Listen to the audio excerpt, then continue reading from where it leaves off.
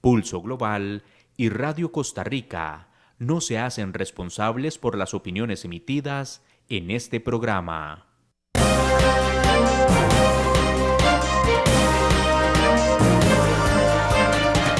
Pulso Global es un espacio que busca analizar los principales escenarios, fenómenos y acontecimientos en el panorama internacional, desde un análisis serio y académico que busca generar insumos para que cada quien pueda construir su propio criterio. Porque comprender lo que pasa en el mundo y cómo incide en nuestro entorno es imperativo. Le invitamos a tomarle el pulso al acontecer internacional junto con nuestros analistas Gerald Solano, Percy Rodríguez y sus invitados.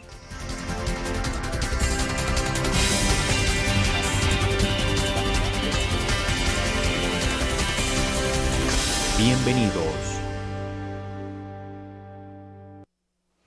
Hola a todos y todas, esperando que se encuentren muy bien. Les saludamos desde el programa Pulso Global en esta nuestra transmisión número 63, hoy con un programa especial, acompañándoles como todos los lunes al ser las 8 de la noche por Radio Costa Rica y por Facebook Live. Les saluda Gerald Solano y Percy Rodríguez. Hola Percy, ¿cómo estás? ¿Cómo has estado esta semana?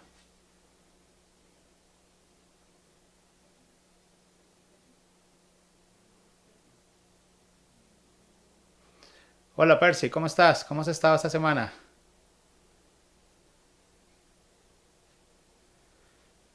Bueno, creo que Percy no nos escucha. Estamos en vivo en Pulso Global por Radio Costa Rica y por medio de nuestra plataforma de Facebook Live. Puede buscarnos también por YouTube, donde tenemos todos nuestros programas. Hoy, como les decía, tenemos un programa especial con un invitado que nos estará hablando sobre la agenda global de ambiente y cambio climático, en una serie de programas que queremos dedicar desde Pulso Global para analizar los temas referentes al cambio climático, a la agenda y los retos que tenemos en materia ambiental, tema novedoso en relaciones internacionales, que a partir de los acuerdos que hemos ido alcanzando en los últimos años, tenemos cada vez mayores espacios de análisis en esta materia. Y bueno, creo que ahora sí ya Percy nos escucha, así que hola Percy, ¿cómo estás? Espero que muy bien, saludo. Gerald, encantado de saludarte a vos y a la audiencia que siempre nos acompaña en estas noches de reflexiones, de análisis de los fenómenos internacionales. Hoy tenemos un programa interesante, muy interesante, sobre la agenda global de ambiente y cambio climático. El cambio climático es, pues, como todos ustedes saben, uno de los riesgos, de los peligros, de los problemas más importantes que afronta la humanidad, y nunca tantos jóvenes, tantas nuevas generaciones han estado apoyando de forma activa cambios como los que sugiere, por ejemplo, los famosos acuerdos de Brasil. Así que el tema de hoy es muy interesante y tendremos como invitado especial a David Alfaro, a quien me permito presentar su currículum antes de presentarlo a él. David Alfaro Obando es especialista en cooperación internacional y desarrollo sostenible, graduado de la carrera de Relaciones Internacionales de la Universidad Nacional y de Finanzas Ambientales del CATIE. Él tiene experiencia tanto en el sector público como en el sector privado en temas relacionados precisamente con nuestra temática, que es cambio climático y finanzas internacionales. Bienvenido, David. Hola Percy, hola Gerald, muchas gracias, buenas noches, gracias por tenerme en este espacio, encantadísimo de contribuir. Bienvenido David, gracias por acompañarnos en el programa y gracias a ustedes por seguir con nosotros en Pulso Global. Estamos transmitiendo en vivo a través de Facebook Live y por Radio Costa Rica. Bueno, David y Percy, iniciemos la conversación hoy resaltando la importancia que el tema de cambio climático ha venido definitivamente tomando en los últimos años, pero más recientemente se ha puesto en el radar a partir de algunas posturas controversiales como la que tuvo el presidente Donald Trump al sacar a los Estados Unidos del Acuerdo de París, donde incluso en reiteradas ocasiones y en diversos pronunciamientos negaba el cambio climático, negaba algunos aspectos de la ciencia y que, como decía, la decisión de sacar a los Estados Unidos del Acuerdo de París se convierte en un tema definitivamente de discusión y de análisis a nivel internacional. Así que, David, podríamos iniciar tal vez contextualizando a nuestra audiencia que nos acompaña por Facebook Live y por Radio Costa Rica, qué es el Acuerdo de París, ¿verdad? ¿Por qué fue una noticia, digamos, tan importante, tan trascendental de la decisión de Donald Trump de retirar a los Estados Unidos de este? Y, por supuesto, la decisión posterior de la administración Biden Harris de reintegrarse al acuerdo. Bueno, es un tema que cada día se escucha más en las noticias y en los espacios y tal vez cabe empezar contextualizando, como vos decís, Gerald, el tema del Acuerdo de París como tal. Un acuerdo que, por cierto, cumplió el año pasado, en diciembre del año pasado, su primer quinquenio, 5 años de haberse ratificado por los más de 190 estados parte que lo conforman hoy en día. Y podríamos decir que es uno de los instrumentos modernos del multilateralismo que más podría yo resaltar y que marcará la pauta en los próximos años. Es el primer acuerdo universal y jurídicamente vinculante sobre cambio climático. Y como lo dice el título, Acuerdo de París fue firmado en París en el año 2015, en la Conferencia de las Partes número 21 de la Convención Marco de Naciones Unidas para el Cambio Climático.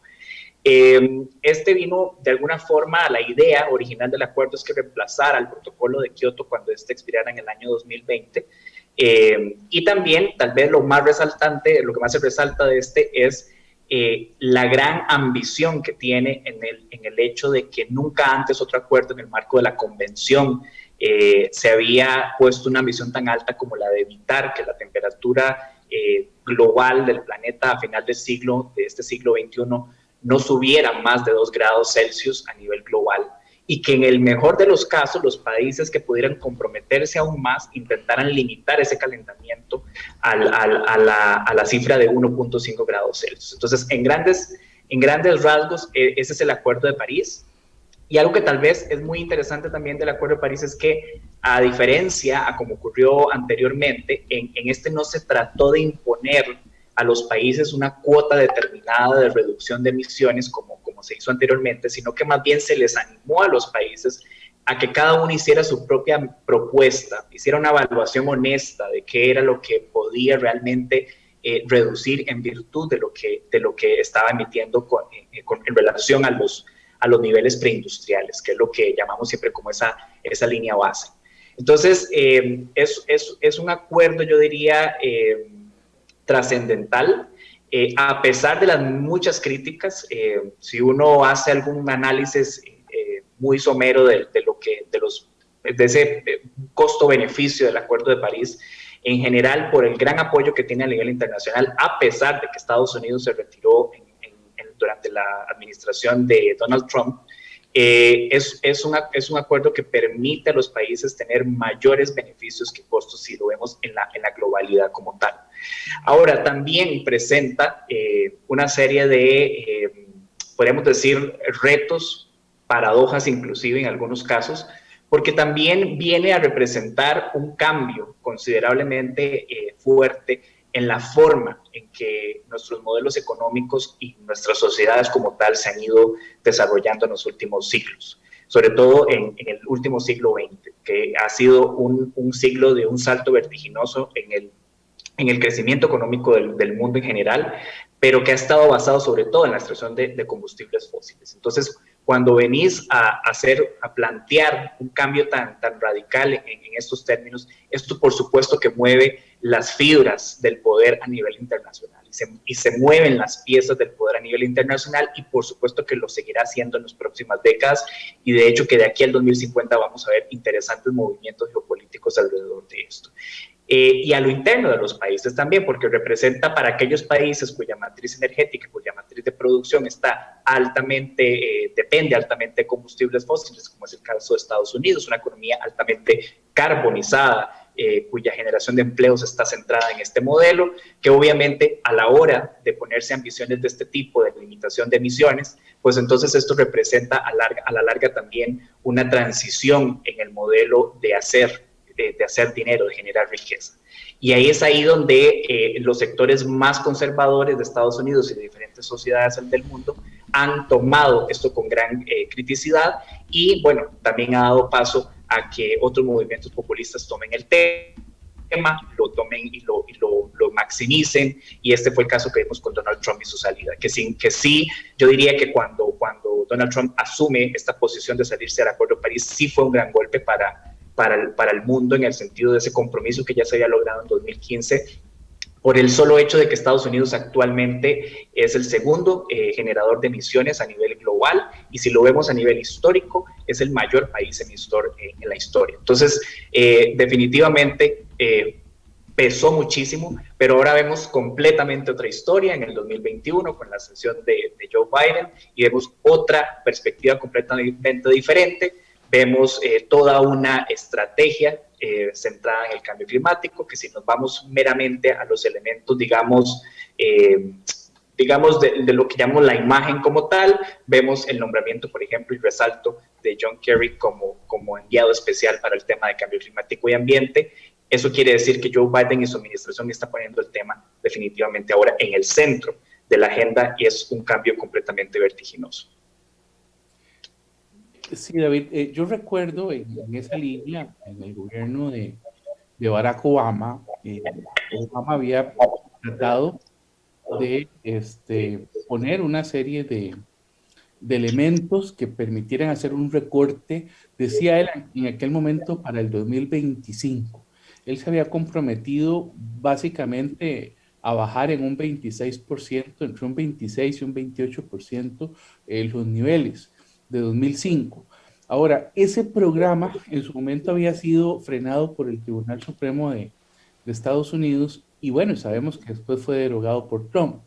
La salida en noviembre, no se me olvida a mí, en noviembre del año pasado, de este acuerdo de París, colocó sin duda alguna a Estados Unidos en el grupo de los malos ambientalmente, si se quiere, ¿verdad? Porque había en ese momento un grupo de países que no aceptaban, es decir, un acuerdo de casi 200 países y unos, no sé, 6, 7 países, entre ellos Estados Unidos, que se apartaban del acuerdo, era algo que fue muy mal visto, ¿eh? Recuerdo a Eritrea, a Irak, a Irán, ¿verdad? A Libia, a Sudán del Sur, a Turquía, a Yemen, ¿verdad? Países que uno decía, bueno, pero ¿cómo es posible que Estados Unidos se coloque ahí?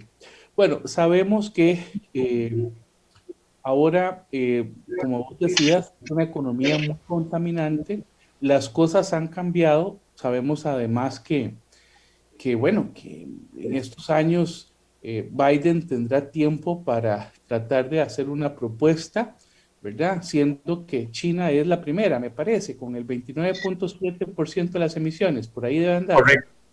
Y actualmente China, que la Unión Europea puede andar en un 9%, por ahí, tal vez un poquito más de contaminante. Entonces, este esfuerzo tiene que ser un esfuerzo parejo, un esfuerzo de muchos países.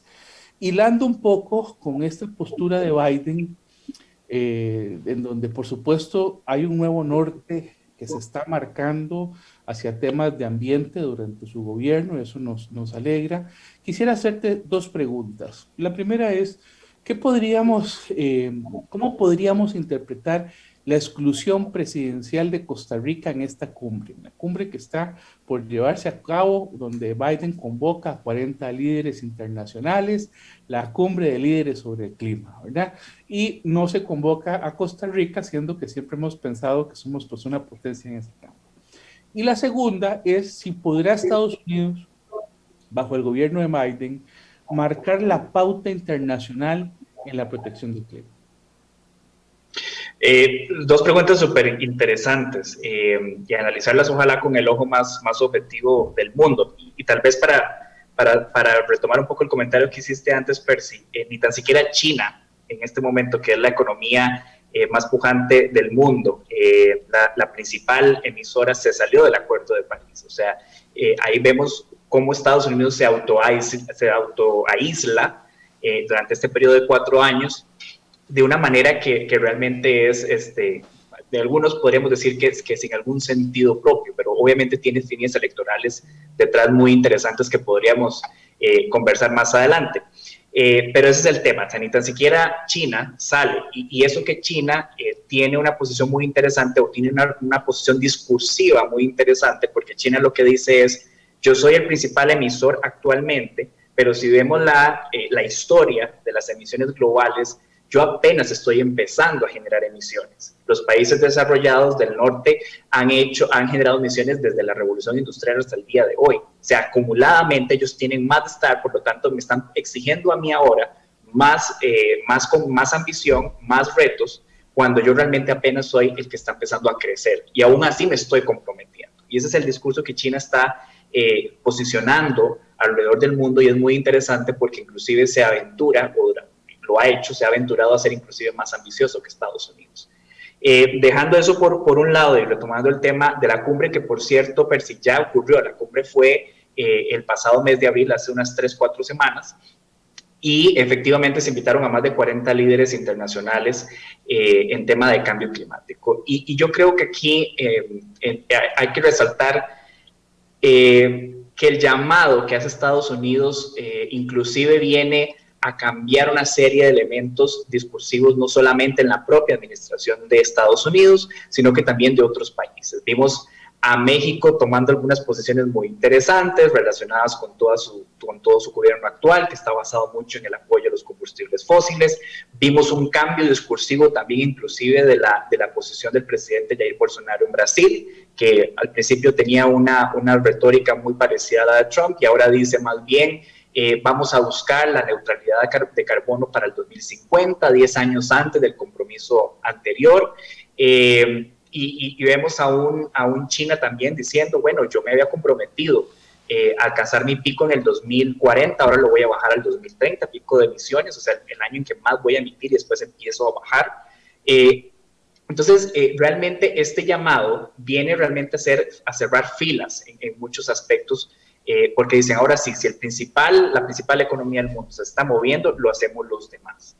Y aquí al final del día hay que entender que esto tiene un trasfondo geopolítico, es decir, para bien o para mal, el cambio climático se convierte en un tema geopolítico, en el tanto Estados Unidos y las grandes economías no van a dar un paso adelante si las demás no lo hacen. Y no porque quiero el compromiso necesariamente del otro país, que sí es un valor tal vez genuino, y que algunos países sí lo persiguen y está bien, sino que también tiene que ver un tema del cambio de modelo económico. Si yo voy a cambiar mi modelo económico, me expongo porque me estoy acercando a un terreno que podría ser escabroso, que no lo conozco, voy a invertir grandes cantidades de dinero en un cambio completo de la matriz energética.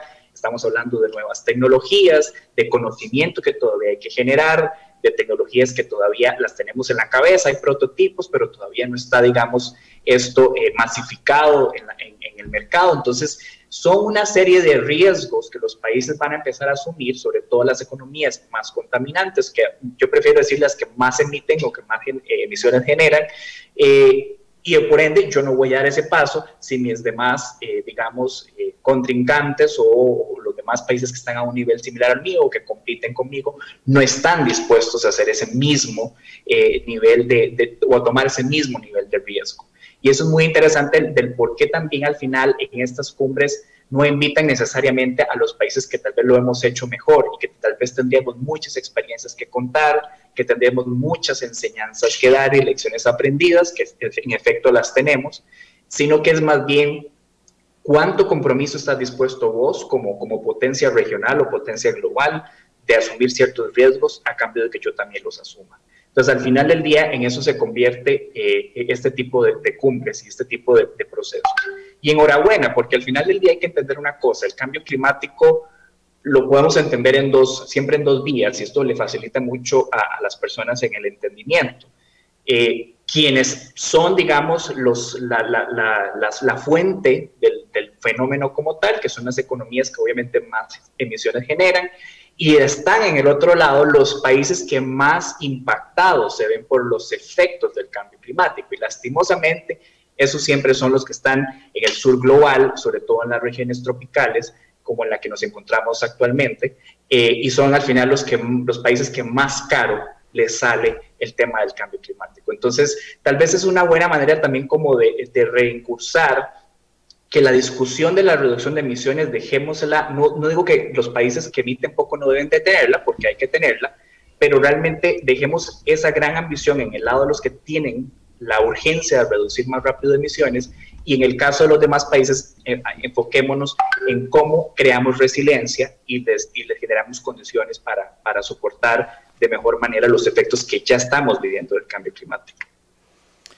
David, ahí yo tenía una pregunta referente a si el cambio climático se ha venido convirtiendo en un, digamos, tema de interés geopolítico, y creo que de alguna forma ya has introducido un poco la respuesta. Sin embargo, me quedan, digamos, algunas interrogantes, en particular por las diferencias entre, digamos, los distintos países, como bien señalabas. El caso de China, que hasta ahora está empezando a industrializarse, ¿verdad? A tener ese crecimiento, los niveles de contaminación, pero pienso también en una India, pienso también en un Brasil, ¿verdad? En estas potencias, digamos, emergentes que de alguna forma, ¿verdad?, han venido adoptando ese modelo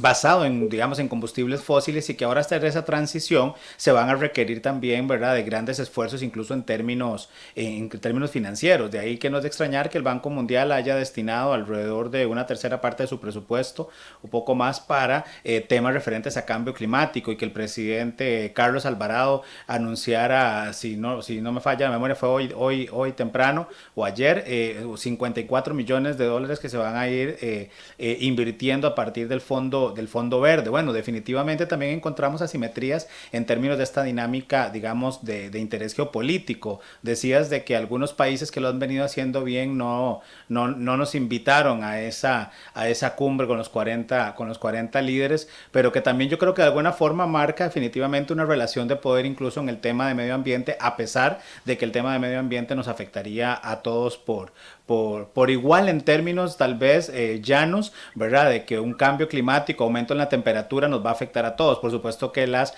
capacidades económicas y tecnologías desarrolladas por los países podrían ayudar a menor o mayor afectación. Pero ¿cómo podríamos ir resumiendo, digamos, algunos de los grandes temas de esa agenda que, en función de interés geopolítico, parecieran, desde tu experiencia, que no van a avanzar, ¿verdad?, o que han venido más bien por el contrario ya allanándose más el camino para avanzar en materia de lo que establece el Acuerdo de París? Vos tocas un tema que es importantísimo en esto, y ha sido tal vez la gran duda, ¿verdad?, que se cierne sobre todo este proceso, no solamente alrededor del Acuerdo de París como tal, sino también alrededor de toda esta transición que va más allá también de solo emisiones, ¿verdad?, porque también aquí estamos hablando de cambio climático, pero también hay otras agendas paralelas que cada día toman más fuerza, como es la agenda de protección a la biodiversidad. De hecho, que en el marco de la pandemia por COVID, los que estamos en esta área, estamos en la jerga, pues, ambiental, veíamos con mucha preocupación no solamente el efecto COVID y los efectos económicos post pandemia y todo el proceso de recuperación que nos espera todavía por delante, pero es que después de eso viene otro gran fenómeno global que hay que enfrentar, que es el cambio climático, y después hay otras gráficas que ponen en una tercera posición todavía una ola más grande y más peligrosa, y hablan del colapso de la biodiversidad, que es otro problema sumamente serio, y es otra agenda que cada día está tomando más peso. Entonces, el gran escollo acá es el financiamiento, definitivamente. A pesar de que el Acuerdo de París ha establecido una serie de mecanismos de financiamiento, pues, digamos, completamente nuevos, como es el caso del Fondo Verde del Clima, que hoy Costa Rica oficialmente recibió este fondo basado en un programa de pago por resultados, donde el país hace una serie de esfuerzos, y solo hasta que se demuestra y se certifica que esos esfuerzos se han cumplido a cabalidad, el país recibe a cambio el pago. Hay países que están haciendo esquemas similares. Este tipo de mecanismos de financiamiento, si bien son numerosos, son importantes, no están cumpliendo o no están llegando a cumplir con la expectativa necesaria. En el Acuerdo de París se dijo que en este momento los países desarrollados iban a asegurar un flujo financiero de por lo menos 100.000 millones de dólares anuales desde la firma del acuerdo hasta el año 2020-2021. Bueno, esa meta nunca se cumplió y ese es un caso de cómo el financiamiento no está fluyendo de la manera adecuada. Eso es un punto, pero también si vemos a lo interno de los países en desarrollo, hay una serie de, digamos, de debilidades propias, naturales de los países en desarrollo que deben también irse erradicando y que deben irse mejorando para que entonces se generen las condiciones no solamente habilitantes en términos legales y políticos, sino también en condiciones de mercado que permitan, digamos, extender el consumo de bienes y servicios verdes, sostenibles, hacia todos los usuarios y clientes en general, a la población en general, y que nos permita entonces maximizar los efectos de un acuerdo como este. Entonces, definitivamente el caso del financiamiento es el gran escollo. Y ahí es donde vemos posiciones muy proteccionistas y muy populistas que a veces también se usan para fines electorales, que dicen, mira, yo como país en vías de desarrollo tengo todo el derecho de contaminar lo que haga falta, porque ya los países de desarrollo lo hicieron, ellos tuvieron el derecho de hacerlo, y aquí estos hago comillas, ¿verdad? Porque realmente estoy reduciendo un discurso, ¿verdad?, político de una forma muy sencilla. Bueno, entonces como los países desarrollados ya lo hicieron, entonces yo, país en desarrollo, tengo todo el derecho de hacerlo. Que en el fondo podríamos decir, si lo ves de forma muy fría, completamente válido. Lo que pasa es que los países también nos hemos ido dando cuenta que en realidad las oportunidades que se generan de hacer una transición hacia una economía verde, hacia una economía sostenible, en realidad son mayores, porque generas empleos de mejor calidad, generas empleos que son más sostenibles en el tiempo, generas una masa crítica de conocimiento y de lecciones aprendidas que en este momento no existen y que podés trasladar a otros países, o que en el caso del sector privado podés vender a otros países y a otras industrias.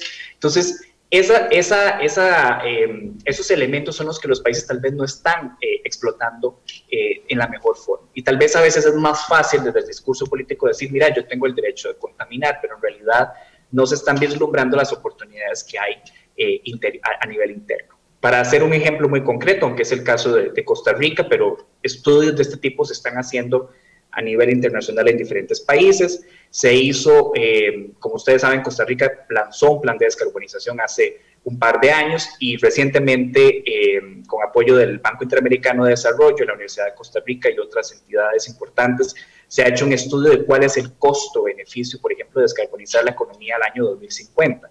Y ahí se denotan que los beneficios son superiores por mucho a los costos. Entonces, si hacemos este tipo de análisis, en realidad nos damos cuenta que las herramientas están. Lo que hay que hacer es generar las condiciones habilitadoras a lo interno de los países, y por supuesto, nunca va a dejar de ser necesario y útil que el compromiso de los países desarrollados de generar estos flujos hacia los países en desarrollo, con lo que se comprometieron en el marco del Acuerdo de París, se materialicen de forma real.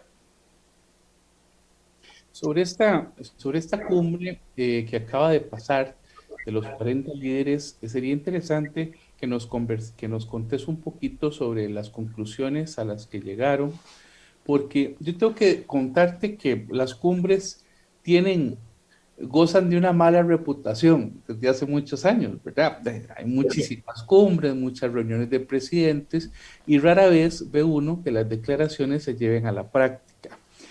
He visto, sí, tal vez que la cumbre sí tiene la ventaja de que logra mover el entorno, sobre todo para movilizar la voluntad política. Es decir, ahí es donde he visto, digamos, que hay, digamos, más apoyo hacia las cumbres, porque sí logra de alguna forma mover la voluntad política. Y tal vez por ahí vaya el tema de Biden, con esta reunión de los 40 líderes. Hay un diputado en el Parlamento Europeo, muy famoso, porque ha sido eurodiputado en varias ocasiones, que se llama José Ignacio Salafranca, y él en un artículo hace algunos años decía lo siguiente, decía, suele suele decirse que Europa es hija de la necesidad, que solamente la necesidad llama a la puerta de Europa y Europa se decide a dar un paso adelante en ese contexto. Hija de la necesidad. Será, es decir, el discurso de la hecatombe mundial en temas de ambiente pareciera que está tocando a todos los países por igual. Es decir, a pesar de la negación de Trump y en un principio de Bolsonaro, cuando se le criticó mucho, vos lo decís muy bien ahora, el tema del Amazonas, ¿verdad? Incluso eso generó un conflicto con Francia, porque el presidente Emmanuel Macron decía, bueno, no, hay que hacer una comisión, si el presidente de Brasil no quiere salvar el Amazonas, habrá que hacer una comisión global para entrar. Eso generó toda una discusión geopolítica. Pero lo cierto del caso es que esto de las cumbres viene de hace tiempo. Yo me acuerdo haber participado en una reunión preparatoria a la Cumbre de la Tierra Río 92, que se hizo acá en Costa Rica, financiada por el PNUD, donde vinieron cientos de jóvenes de muchos países a discutir temas que no se habían discutido hasta entonces. Algo quizás en Estocolmo en el 72 o en Johannesburgo en el 2002, pero fue, se discutió después, pero en Río 92 fue importante porque empezamos a hablar por primera vez de temas que en la agenda internacional no existían. Lluvia ácida, polución marina, biodiversidad, cambio climático, capa de ozono, desertización, urbanización, residuos regulares tóxicos, residuos peligrosos, el retroceso de las nieves perpetuas, el descenso del mar, el cambio en la temperatura, ¿verdad? El aumento en la temperatura. Estos temas relativamente son nuevos. Yo participé en aquel momento considerando que los países realmente iban a hacer algo porque hubo mucha participación de la sociedad civil. En esa cumbre en Costa Rica se eligieron jóvenes para que fueran allá y en otros lugares del mundo, otras organizaciones y movimientos nombraron personas para que fueran a esa cumbre. Era una cumbre de presidentes, pero con gran participación de la sociedad civil. Bueno, volviendo al caso europeo, que también me interesa preguntarte sobre eso. En Europa hemos visto también señales de cambio.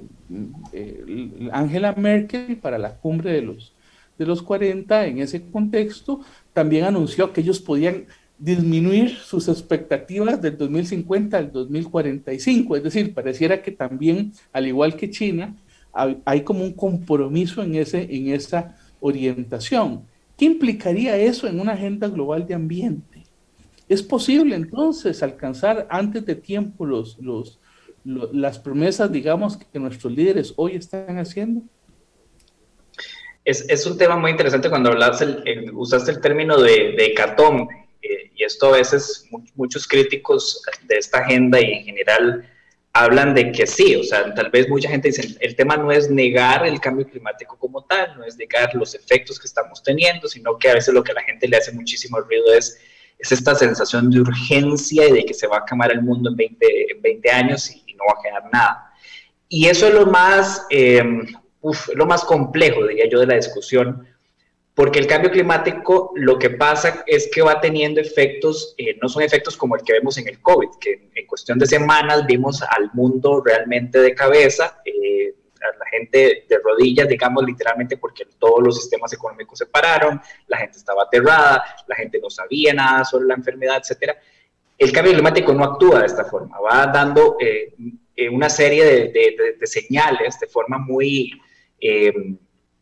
espaciada en el tiempo y poco a poco va acelerándose este proceso. Entonces, da esta sensación de que no está pasando realmente y de que no hay elementos, pero lo que sí es cierto, y eso es lo más interesante, es que cada día también tenemos más acceso a información de calidad científica que nos permite realmente medir esos impactos en las regiones. Y eso es algo muy interesante. El cambio climático tiene efectos muy localizados dependiendo de las regiones en las que se encuentren.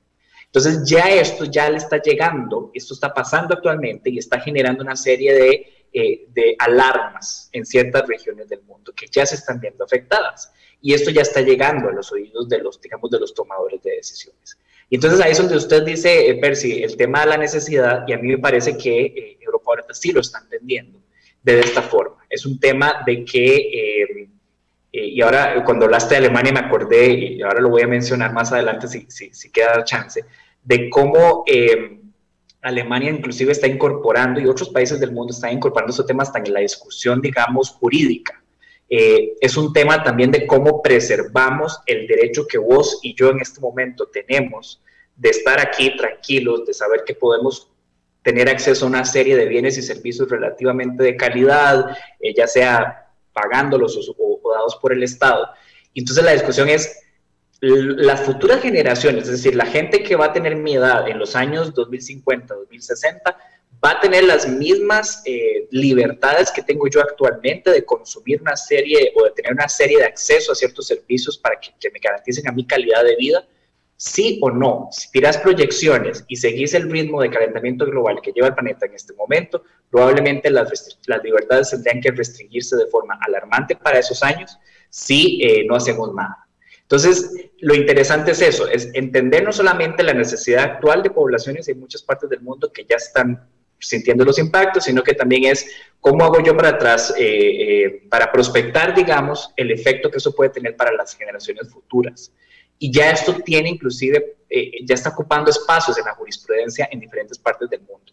En el caso de Alemania, y lo menciono, lo que vos mencionaste de Angela Merkel, donde ella dice, no, ya no es 2050, es 2045, no viene realmente a ser un deseo propio de ella, aunque ella, digamos, lo abandera porque es una fiel defensora de la acción climática en general, sino que esto viene por un fallo de la Corte Constitucional de Alemania, que recibe una demanda de la sociedad civil, sobre todo de muchas personas jóvenes de 20, 22, 23 años, que probablemente llevaban el mismo ímpetu que llevaban esos que vos mencionabas, que fueron en la cumbre del Río en el 92, y que viajaban de diferentes partes del mundo a reclamar. Esas energías que se sienten en las COPs de cambio climático yo creo que son muy propias, porque es esa energía de la sociedad civil diciendo necesitamos acción de alguna forma y más que palabras, acciones de parte de los gobiernos. Bueno, resulta que en Alemania ese esfuerzo, ese ímpetu de la sociedad civil, sobre todo de personas jóvenes,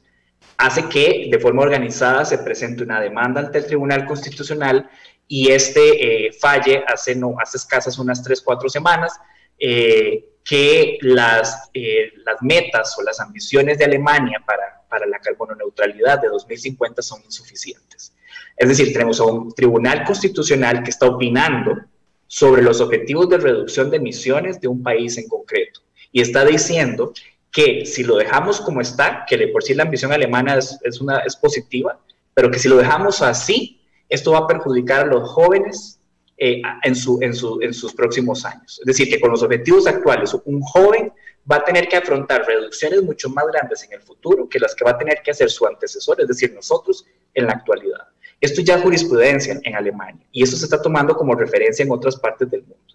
Entonces, realmente estamos hablando de algo que está tomando también otras áreas y que viene a decir, ok, si por las buenas quienes están a cargo, digamos, de la gestión de los gobiernos a nivel internacional en los diferentes países del mundo no se hace, ya también se están activando otros recursos y es lo que se está activando, nosotros lo llamamos la justicia climática, cómo desde también los recursos judiciales podemos obligar a los países o no a cumplir con ciertas metas de ambición, digamos, para que esto que vos decís realmente se haga realidad.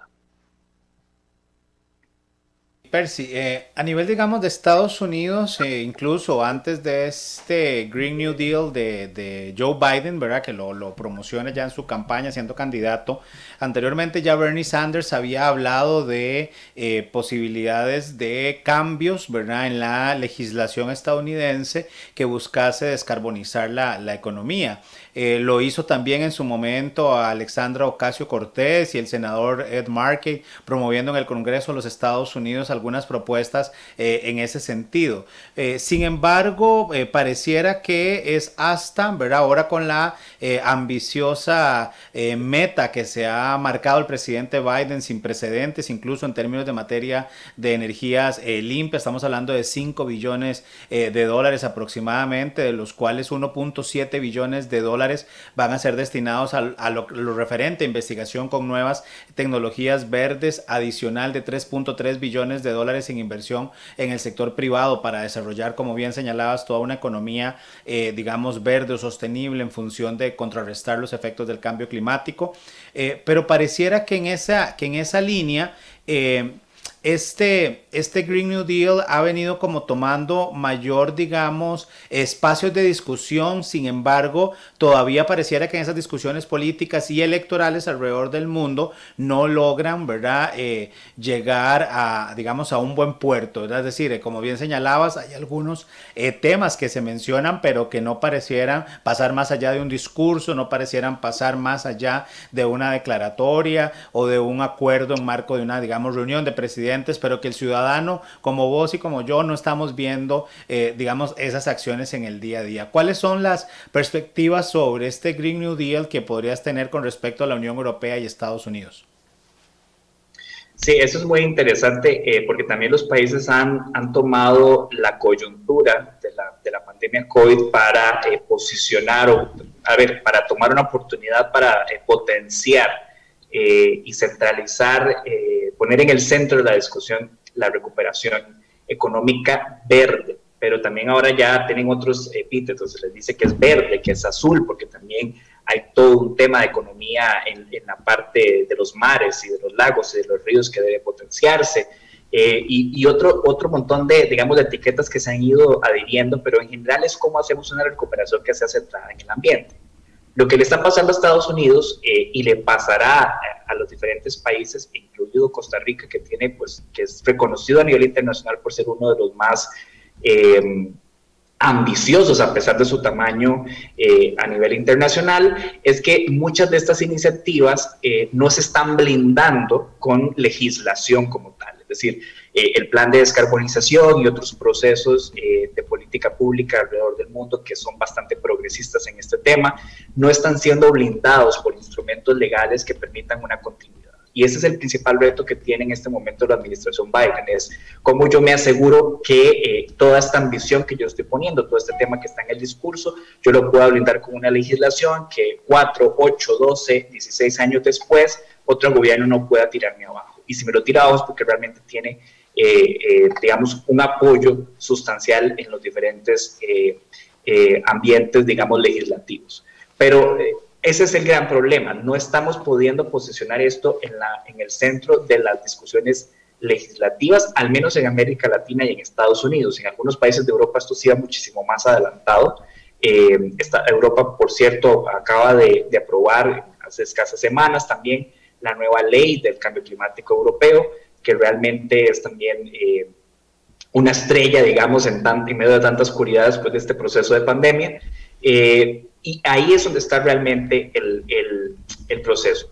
Biden, creo yo que lo ha hecho de una forma interesante, o lo está tratando de hacer de una forma interesante, lo está tratando también de vender como un proceso de reconstrucción. De hecho, por eso el término del Green New Deal, y de hecho que es un término que ya se está también como pidiendo prestado en otros países del mundo y en otros contextos electorales, evoca aquel momento en que Roosevelt manda a hacer el New Deal después de la Segunda Guerra Mundial, perdón, después del crack de la Gran Depresión, y dice, bueno, vamos a crear empleos, vamos a reducir la desigualdad, y él está tratando de posicionar estos mismos elementos desde la lógica verde. Entonces, no solamente nos vamos a encargar de reducir desigualdades, de generar empleos, de generar crecimiento económico, sino que también lo vamos a hacer en un enfoque muy concreto con miras a descarbonizar nuestra matriz energética, descarbonizar al sector agrícola, al sector alimenticio, hacer más eficientes nuestras edificaciones,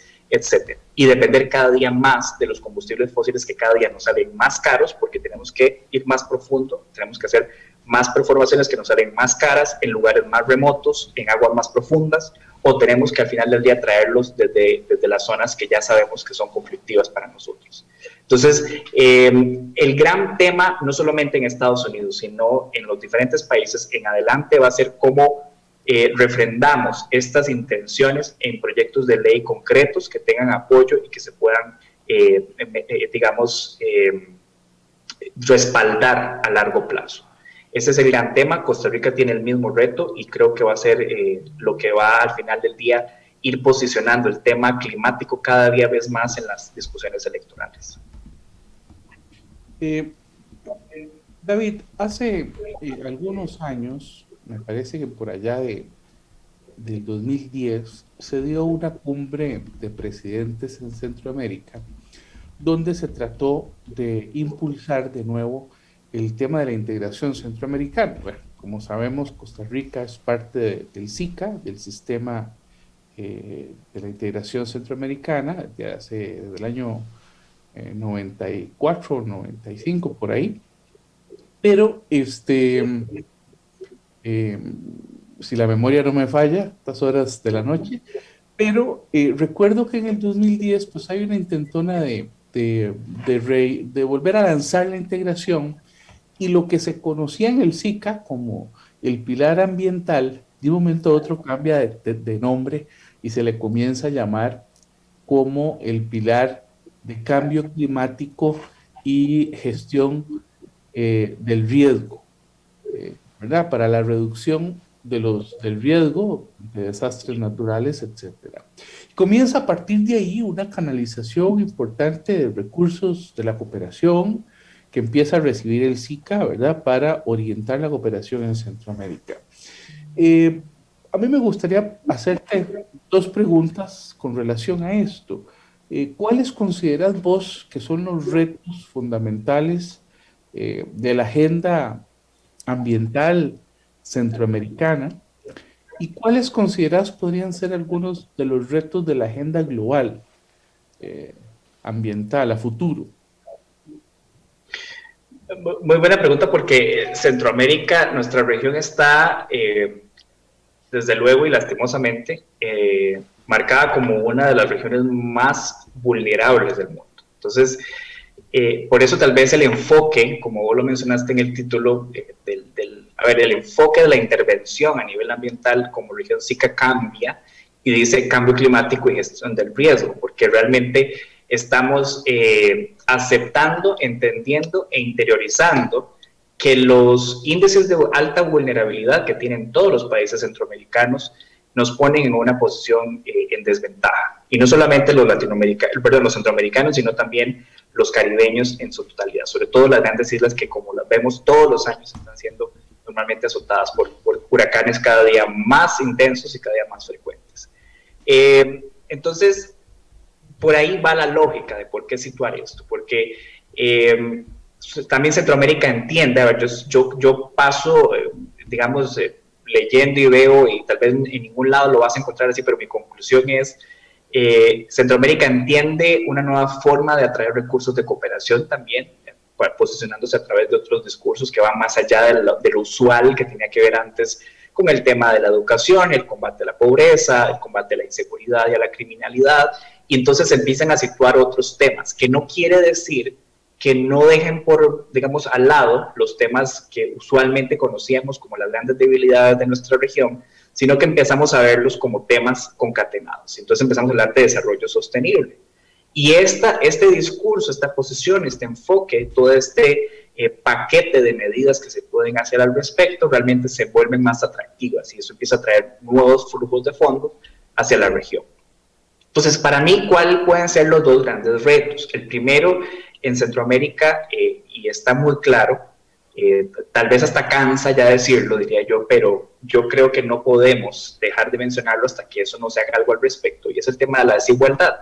Centroamérica es una región que es altamente desigual, y entonces vemos no solamente disparidades entre los diferentes países SICA, un Costa Rica que a pesar de que tiene una posición similar, exactamente igual, digamos, en términos generales, globales, a la de Nicaragua y a la de Honduras, es muchísimo menos vulnerable que estos dos países. Entonces, desigualdades entre los países centroamericanos, pero también a lo interno. Si nos vamos al caso de Costa Rica y pasan todos los países de la región, tenemos grandes disparidades entre los centros de desarrollo, digamos, de las ciudades, que enfrentan una serie de retos muy concretos, pero tenés muchísimas más vulnerabilidades que se potencian todavía más en las zonas costeras y en las zonas fronterizas. Entonces, si no trabajamos en el proceso de hacer acciones muy concretas para atacar el tema de la desigualdad a lo interno y a lo externo de la región, que eso también implica mayores esfuerzos de integración, ¿verdad? Que a veces ese es un tema escabroso en la región porque no todos los países tenemos el mismo entendimiento de lo que es o de los mismos niveles de ambición en términos de integración. Probablemente las acciones en términos de cambio climático no van a tener muchísimo fruto. ¿Y por qué no van a tener fruto? Porque lastimosamente el cambio climático y los efectos de este no conocen fronteras, no conocen ningún tipo de límite, digamos, humano ni geográfico. Entonces, realmente estamos todos en esto, y si no empezamos a trabajar sobre el tema de la desigualdad, probablemente las acciones van a ser poco efectivas. Ese es un punto que para mí es central. Y el segundo tiene que ver con la capacidad de generar, valga la redundancia, capacidades a lo interno de los países para que entonces podamos tener los instrumentos, las herramientas, los conocimientos adecuados para monitorear no solamente los efectos del cambio climático, sino también lo que estamos haciendo bien en términos, por ejemplo, de mitigación al cambio climático. A veces en la región ha faltado muchísimo ese interés por realmente contar con las herramientas adecuadas, científicas y técnicas, y esta capacidad existe en la región, no hay que buscarla digamos, en lugares recónditos o en otras regiones del planeta, está acá. Pero eso es cómo ponemos entonces al servicio de la toma de decisiones de los políticos información de calidad, información real y veraz, y que los gobiernos cada vez se interesen más por información de primera mano, científica, y no en el afán electoral del momento. Esos dos grandes retos, digamos, entender el tema de la desigualdad y centrar la toma de decisiones en información científica basada en hechos, en datos, y no en el afán electoral, para mí en la región es fundamental. Estos mismos temas son importantes a nivel global, y ahí yo agregaría el tema de cómo entonces los países en desarrollo realmente pueden poner este tema a lo interno de sus agendas, en el centro de sus agendas, pero no a través de cumbres, ¿verdad, Percy?, sino también realmente a través de instrumentos legales que sean vinculantes para ellos y para los actores sobre los que los estados tienen, digamos, el monopolio, el monopolio del poder. Eso es importante. Para mí esos dos retos son centrales. Esos tres, digamos, por decirlo, los tres que mencioné. Gracias, David. Bueno, saludamos a todos los que nos han enviado sus mensajes, porque definitivamente el tiempo nos ha ido ganando hoy. Saludamos a Cinia Díaz, a Roxana Alfaro, que señala muy buenos comentarios, a Rudy Bonilla, saludos David, siempre atinado. Laura Rodríguez, increíble programa de hoy. Katia Vargas, buenas noches amigos de Pulso, excelente tema de invitados, saludos desde México, saludamos a la doctora Sara Quiroz. Hay un mensaje muy especial, David, de tu mamá, dice, David, muy orgullosa de ser tu mamá, te amamos, eres un gran profesional. Oscar Rodríguez nos dice, hola, los felicito, un tema de gran importancia, y así varios amigos que nos escriben hoy. David, como en 30 segundos, porque ya estamos sobre el tiempo, algún, digamos, mensaje, digamos, de cierre con respecto a este primer programa que estamos haciendo nosotros sobre tema medioambiental y temas de cambio climático, que de una vez aprovecho para invitarlo la próxima semana a un programa donde vamos a analizar el acuerdo de Escazú, los retos y desafíos. Entonces, unas palabras de cierre para poder cerrar este, digamos, primer programa introductorio en temas de agenda global, así como en 30 segundos. El tema para mucho. En términos geopolíticos, el cambio climático nos va a representar nuevas oleadas migratorias, de que no lo hablamos, aumento en la frecuencia e intensidad de los conflictos entre los países, también transferencias de poder, va a mover los hilos del poder a nivel internacional, aspectos que antes eran centrales, países que antes eran centrales lo van a dejar de hacer, y algunos sistemas, digamos, del acceso al poder van a ser muy interesantes de evaluar en los próximos años. Entonces, el mensaje es que este es un tema que cada día va a ir tomando más importancia, y no está de más entonces ponerse al día, estar al día y poner atención a lo que está pasando. Yo con todo gusto, en cualquier otro momento podemos seguir conversando. Muchas gracias, David. Hemos llegado así al final de nuestro programa Pulso Global, esperando que lo hayan disfrutado. Les invitamos a dejar sus comentarios, a darle like a este programa y compartirlo en sus redes sociales, al igual que inscribirse en nuestro canal de YouTube. Les esperamos la próxima semana. Muchas gracias. Buenas noches. Agradecemos también a nuestra productora ejecutiva, Gabriela Namarro, a Marcela Alán en la difusión de redes sociales, a Andy Torres en controles y a todo el equipo técnico. Que pasen una buena semana. Muchas gracias, David, por estar con nosotros. Buenas noches.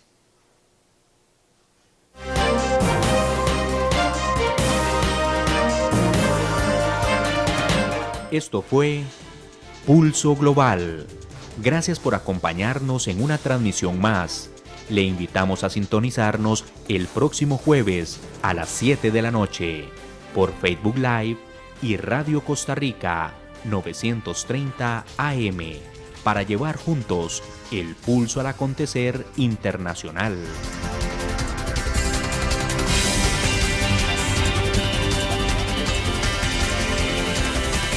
Buenas noches.